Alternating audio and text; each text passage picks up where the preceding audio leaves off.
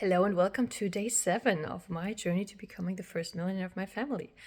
And I did something really exciting, scary, crazy, or stupid, call it what you will, last night. So, yeah, you remember that I was crying a lot yesterday?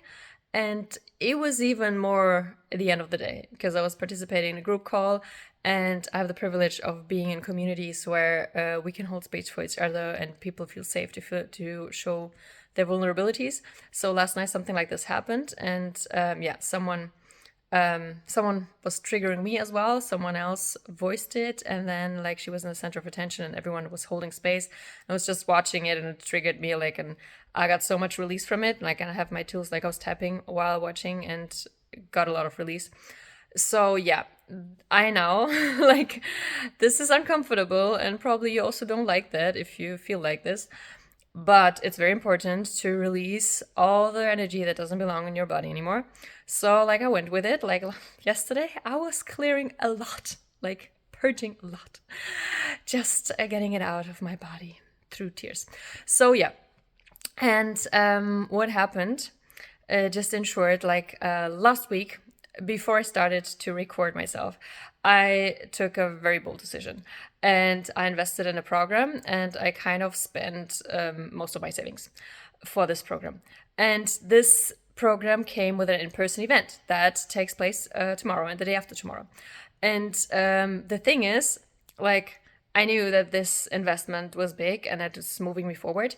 And what happened, this is what I was talking about like the last few days, is that somehow I didn't get the emails, I didn't get the access to the training and stuff like that. And I witnessed other people in the group are doing the training, preparing for the in-person event, and like kind of booking their seats for the in-person event, stuff like that. And I didn't have any information, like nothing like reached me. And I was like writing emails, I was kind of writing in the Facebook group and stuff like that. And only last night at 9 p.m., I actually got the email with the access to the portal to the trainings and as well to the confirmation for the in-person, right? So I didn't have information for the in-person event as well. Like, I knew it was taking place, but I didn't have any information. And I also kind of, to be honest, didn't really feel welcome, right? I didn't feel that I belonged in the group, that I was welcome. I didn't feel seen and stuff like that. And yesterday I had moments of the day that I was considering to back out, to sign out, to ask for a refund. I mean, because it was 7 days, right, that I didn't get any access, and it was like a very fast-pacing course that's like, yeah, whatever. So this is what happens apparently right before the breakthrough, because yes, the group call, like, this was the theme as well, like, of not belonging and not being welcome, stuff like that, not being able to take up space, like, or like, I know that I'm creating this reality, right? And this is of course coming from a childhood experience that I felt like there was no room for me, like I wasn't welcome and I was overseen. And this is what I was recreating with this group and community. This is what often happens when we are in communities. Then we recreate, unconsciously, of course, the situation that we experienced within a family, our own family, and stuff like that. So by expressing my feelings and like using a tool to release, in this case, I used tapping. It's like I could let go of it. I could release it. And now suddenly I got the email, I got the invite, like, and suddenly like the energy completely switched, right? And now I'm welcome, and now people are happy to see me and stuff like that. So what happened last night at 9 p.m., I got this email. And yes, I was triggered first about like, yeah, 7 days, like I didn't get the access. And in the email it said, oh, you may have clicked on the wrong link. And I was like, okay, so you tell me I did something wrong. Like, I just like clicked on what was available to me. And of course, I don't know, maybe I clicked somewhere wrong. Maybe it was a technical error. I don't know. Maybe it was their mistake, whatever, but it triggered me. And again, I was tapping my ass off last night with all of this. And at the end, it was like, because part of me was like, okay, so now that you send me all these details late, I won't do it, you know? But the thing is, it's like kind of a child that is like just doing something against it because, you know, they don't care if I do it or not. It's for me, right? Like, the whole thing, it's like kind of is supposed to support me. And yes, I didn't feel supported. And still, I was creating this because I had this belief that I wasn't supported, right? And so, yeah, last night I just, to make the long story short, I took a leap of faith And as I said, I got the email at 9. My group call ended at 10:30 or something. And then I looked into the information, and I kind of released the being triggered, and the being like kind of this I don't know the English word for that. The child was like just doing something against it, but like actually harming herself. At some point, I was like, okay, I just give it a shot because it's like flying to the UK. I need an electronic travel authorization or something, so kind of a small visa. And I was like, I didn't know. Like a friend of mine, like just by telling my friend, she was like, "Oh, you know, you need a visa, not right? Like to the UK." I was like, "Oh, no, I didn't, because I'm not flying. Like I didn't fly for a long time."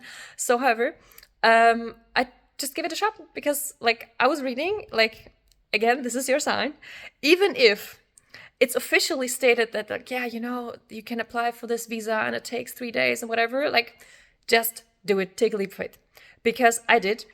And I had the application, how do you say, um approved was the word that I was looking for. The application was approved within 15 minutes.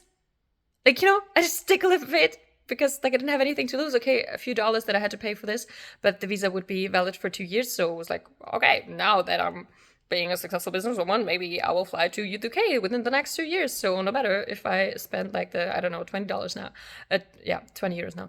However, so like last night I did everything. Like it was past 12. Past 12, I downloaded the app. I kind of applied for it, taking pictures of my passport, taking pictures myself. Oh my god, like I was like, look at it, it was past midnight. I was crying the whole day. You can imagine how I looked. And this is the photo that I sent them for my for the visa application. So whatever, I just did that, and I was like, okay, I just take this sleep, and I'll see tomorrow if I get it approved. Then I will see if I can figure anything out. If not, then that's my sign to not go. And I was doing something else then, and just accidentally I went into my email account, and suddenly the approval was there. Like just 15 minutes. I was like, oh my god! So like all the obstacles are being removed.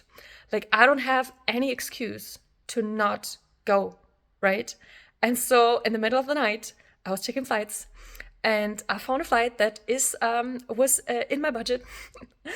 I mean, everything was in my budget, but like kind of uh, I found something that wasn't as scary to spend now.